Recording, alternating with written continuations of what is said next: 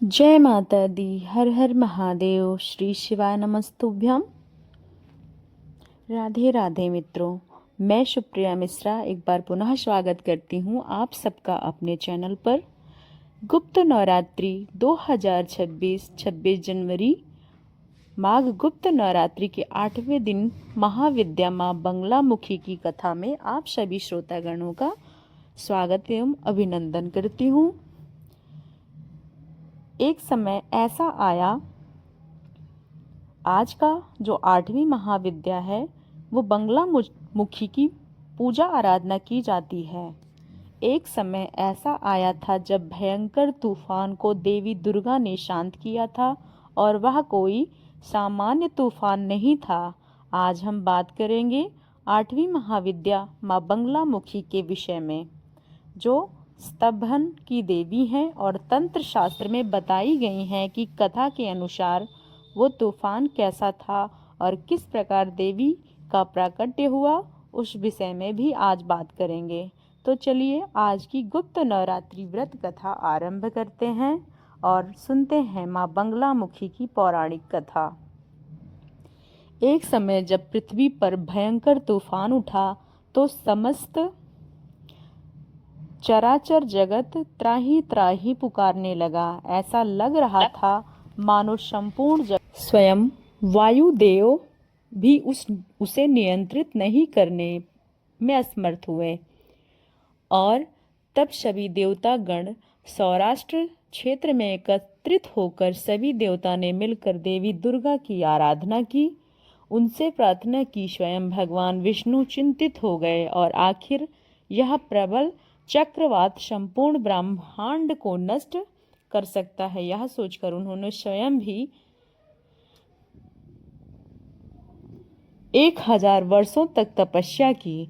भगवान विष्णु की कठिन तपस्या से प्रसन्न होकर माँ महा त्रिपुरा से उस भयानक चक्रवात को शांत कर दिया।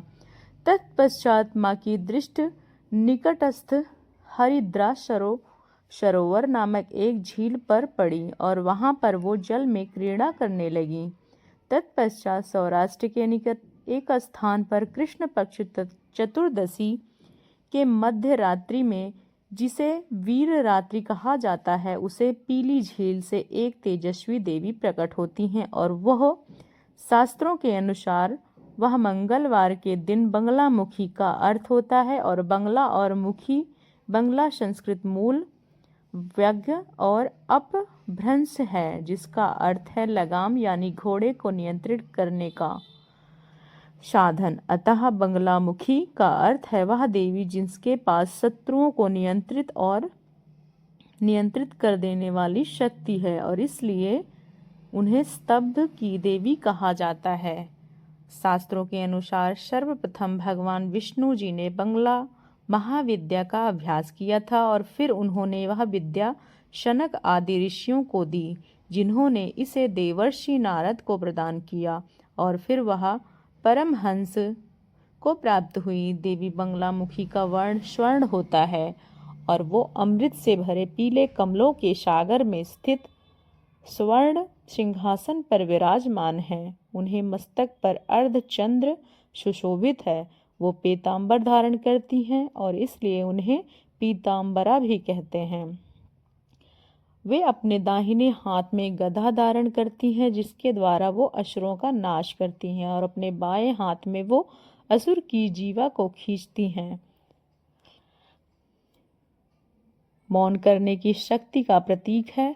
ऐसा कहा जाता है कि बंगलामुखी की साधना करने से स्तब्ध शक्ति प्राप्त होती है, यानी शत्रुओं को शक्ति प्रतियोगिताओं को न्यायिक विवादों से सफलता मिलती है। तांत्रिक साधना के लिए वशीकरण की सिद्धि प्राप्त होती है। और माँ बंगलामुखी के पीछे की दिशा यानी कि पश्चिम दिशा में अधिशास्त्री देवी हैं। उनकी जयंती वैशाख शुक्ल अष्टमी के दिन आती है। उनका संबंध भगवान विष्णु के कर्म अवतार से है। तो यह थी बंगलामुखी की पौराणिक कथा। आइए अब हम 8वें दिन महागौरी की कथा का श्रवण करते हैं। इसका वर्णन हमें श्रीमद् देवी भागवत और शिव पुराण में मिलता है। तो इस कथा के अनुसार माँ दुर्गा के 8वें स्वरूप महागौरी का है। जब माता पार्वती ने महादेव को अपने पति के रूप में प्राप्त करने हेतु घोर तपस्या की थी और महादेव से विवाह करने के लिए उन्होंने कई वर्षों तक कठोर व्रत और तप पालन किया था, जिससे उनका पूरा शरीर श्याम वर्णी अर्थात काला हो गया था। फिर एक समय ऐसा आया जब भगवान शिव माता पार्वती की कठिन तपस्या से प्रसन्न हो गए और उन्हें पत्नी रूप में स्वीकार कर लिया। इस प्रकार मां पार्वती की कठोर तपस्या से प्रसन्न होकर महादेव ने उन्हें अपनी पत्नी के रूप में स्वीकार किया। भगवान शिव ने माता पार्वती का गंगा जल से अभिषेक कर उन्हें शुद्ध किया। गंगा जी के स्नान के दरियायान देवी का एक स्वरूप श्याम वर्ण का प्रकट हुआ, जो कौशिकी देवी कहलाई, और वही दूसरा स्वरूप चंद्रमा के समान उज्जवल वर्ण का प्रकट हुआ और तपस्या से देवी पार्वती को महान गौरव प्राप्त हुआ, इसलिए उनका नाम महागौरी पड़ा।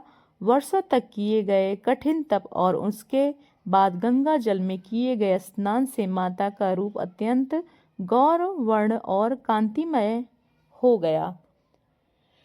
माँ की आभा एक शंख और चक्र चंद्र के समान श्वेत हो गई और इसलिए उनकी अति गौर वर्ण के कारण भी उन्हें देवी महागौरी के नाम से जाना जाता है। देवी महागौरी अमोघ फलदायिनी हैं। उनकी पूजा से भक्तों के सर्व पाप कर्म धुल जाते हैं और अंत में मोक्ष की प्राप्ति होती है। उनकी कृपा से अलौकिक सिद्धियां भी प्राप्त होती हैं। तो हमें आशा है कि हमारे द्वारा बताई गई कथाएं आपको अच्छी लगी होंगी। अगर आज नवरात्रि की अष्टमी तिथि के दिन महागौरी की कथा को हम यहीं समाप्त करते हैं। अगर आपको कथा अच्छी लगी है तो वीडियो को लाइक करें, शेयर करें और चैनल को ज़रूर से ज़रूर सब्सक्राइब करें। नवरात्रि